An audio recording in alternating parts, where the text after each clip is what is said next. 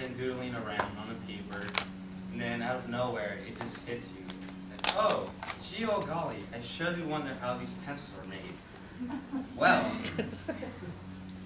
don't worry, for I have done rigorous hours of research to not only tell you how pencils are made, but how the world's best pencil is made.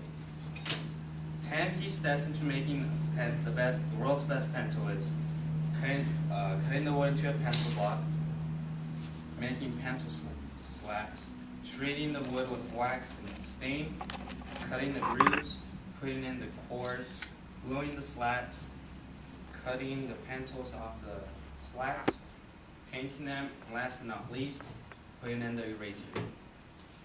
So, step number 1 is cutting the wood into the blocks. And according to Leonard Reed, who wrote I Pencil and was a former worker at a pencil factory, said that incense cedar is the best wood to make pencils out of. And most of them are made out of that. So they chop the tree down into squares, and then they place the blocks into a dry room for the wood to dry. Then the blocks are sent to the pencil factories. Once the blocks arrive at the pencil factories, they are then cut into slats, which is step number 2. They use a special thin saw to reduce the amount of sawdust, so they get the most pencils out of each block. They are then treated with wax and stain, which is step number 3. The wax and stain improves the sharpening characteristics of the wood. After that, they are sent to the groover machine, which is step number 4, which cuts the grooves into them so they can put the core, or lead as most of you know it. Step number 5 is putting in the cores, which is actually a mixture of graphite and clay. And some put wax in them, different colored cores, or some are made into cosmetic pencils.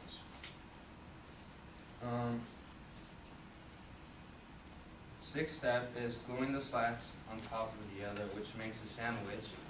That is done by the lead layer machine, and what it does, it clamps both the slats together until they dry. Once they're dried, they're sent to the sharper machine, which is step number 7. And what that does, it trims the pencils into its shape, whether it's circular, hexagonal, or triangular. And then pencils are cut from the sandwich, which is step 8. And any defective pencils are disposed of at this point. Step number 9 is painting the pencils. And each pencil receives 4 to 10 layers, coats of lacquer. And at this point, they're either wrapped in decorative foils or films, or they just have the name of the company imprinted into them.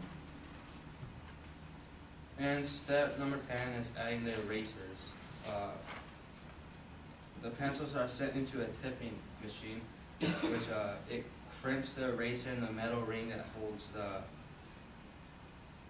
eraser thingy to it.